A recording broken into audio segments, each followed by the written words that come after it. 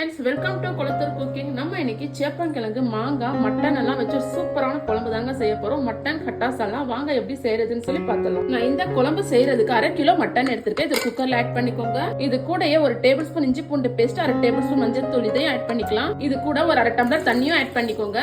இத ஒரு 5ல இருந்து 6 விசில் வரைக்கும் நல்லா வேக வச்சு எடுத்துக்கோங்க. மட்டனை பொறுத்து வேகிற தன்மை மாறுபடுங்க. நீங்க மூடியை ஓபன் பண்ணி பாருங்க வெந்துச்சா இல்லையான்னு சொல்லி. வேகலன்னா எக்ஸ்ட்ரா 2 விசில் வச்சுக்கோங்க. அடுத்து இந்த குழம்பு செய்யறதுக்கு நான் ஒரு எலுமிச்சை சைஸ் அளவுக்கு புளி எடுத்திருக்கேன். இதை ஒரு பவுல்ல போட்டு தண்ணி ஊத்தி ஊற வச்சுக்கோங்க. இந்த டிஷ்ஷுக்கான மசாலா ரெடி பண்றதுக்கு 3 தேங்காய் பதங்களை இந்த மாதிரி ரஃபா கட் பண்ணி எடுத்திருக்கேன். இது ஒரு மிக்ஸி ஜார்ல ஆட் பண்ணிக்கோங்க. இது கூட 4 மீடியம் சைஸ் தக்காளி, இதே இந்த மாதிரி ரஃபா கட் பண்ணிருக்கேன். இதே இந்த மிக்ஸி ஜார்ல ஆட் பண்ணிக்கோங்க. இது கூட 2 மீடியம் சைஸ் வெங்காயம், இதையும் ஆட் பண்ணிக்கோங்க. இது கூட 1 டேபிள் ஸ்பூன் சீரகம், 1/4 டேபிள் ஸ்பூன் வெந்தயம் இதையும் ஆட் பண்ணிட்டு இதை நல்லா பேஸ்டா அரைச்சி எடுத்துக்கோங்க. இப்ப நம்ம மசாலாவும் நல்லா அரைச்சி பேஸ்டா எடுத்துட்டு வந்தாச்சுங்க. அடுத்து இந்த மாதிரி கடாயில நம்ம அரைச்சு வச்ச மசாலா எல்லாமே ஆட் பண்ணிக்கலாம். இப்ப இதுல 1/2 டேபிள் ஸ்பூன் மிளகாத்தூள், 1 டேபிள் ஸ்பூன் கடுகு, 1/2 டேபிள் ஸ்பூன் சீரகம், கொஞ்சம் கருவேப்பிலை இலைகளை ஆட் பண்ணிக்கோங்க. அடுத்து 4 டேபிள் ஸ்பூன் எண்ணெய் ஆட் பண்ணிக்கோங்க. இது கூடயே நீங்க தண்ணி ஆட் பண்ணிக்கோங்க. எந்த அளவுக்கு உங்களுக்கு திக்கா வேணுமோ அந்த அளவுக்கு நீங்க தண்ணி ஆட் பண்ணிக்கோங்க. நான் இன்னைக்கு 1.5 டம்ளர் தண்ணி சேர்க்கிறேன். 1 டம்ளர் தண்ணி ஊத்திட்டு கொஞ்சமா மிக்ஸி ஜார் அரைச்சு 1/2 டம்ளர் தண்ணி சேர்த்துக்கிறேன். இது எல்லாமே நல்லா இந்த மாதிரி கலந்து விட்டுக்கோங்க. என்னடா கடுகெல்லாம் தாளிக்காம போட்டிருக்காங்களே சொல்லி யோசிக்காதீங்க. இந்த மாதிரி தான் மட்டன் கட்டாஸ் எல்லாம் ட்ரெடிஷனலா செய்வாங்க.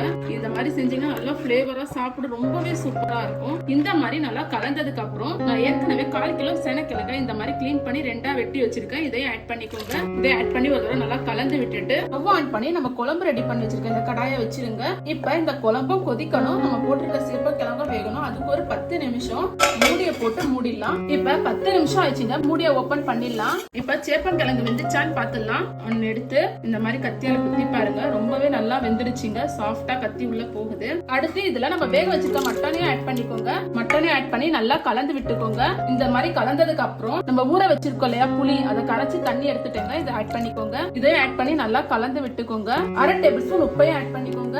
உப்பையும் ஆட் பண்ணி நல்லா கலந்து விட்டுக்கோங்க. நம்ம ஏன் உப்பையும் புளி தண்ணியும் கடைசியில ஆட் பண்ணிருக்கோம், சேப்பங்கிழங்கு வேக ரொம்ப லேட் ஆயிடுங்க. நீங்களும் உப்பையும் புளி தண்ணியும் கடைசிலேயே ஆட் பண்ணிக்கோங்க. இந்த மாதிரி நல்லா கலந்து விட்டதுக்கு அப்புறம் ஒரு மூடியை போட்டு மூடிடுங்க. இந்த குழம்பு கொதிக்கட்டும் ஒரு 5 நிமிஷம். இப்ப 5 நிமிஷம் ஆயிடுச்சுங்க. மூடியை ஓபன் பண்ணிடலாம். குழம்பு சூப்பரா ரெடி ஆயிடுச்சுங்க. உங்களுக்கு எந்த அளவுக்கு திக்னஸ் வேணுமோ அந்த அளவுக்கு நீங்க வச்சுக்கோங்க. குழம்பு இந்த மாதிரி திக்கா வரும் டைம்ல நான் பாதி மாங்காவை இந்த மாதிரி கட் பண்ணி வச்சிருக்கேன். இதை ஆட் பண்ணிக்கலாம். மாங்காவை ஆட் பண்ணிட்டு ஒரு 2ல இருந்து 3 நிமிஷம் இது வெந்தா போதும். அது வரைக்கும் அந்த மூடியை போட்டு க்ளோஸ் பண்ணிடலாம். இப்ப 2 நிமிஷம் ஆயிடுச்சு. குழம்பு சூப்பராவே ரெடி ஆயிடுச்சு. இப்ப நம்ம ஸ்டவ் ஆஃப் பண்ணிட்டு இதை சர்வ் பண்ணிக்கலாம். வாங்க.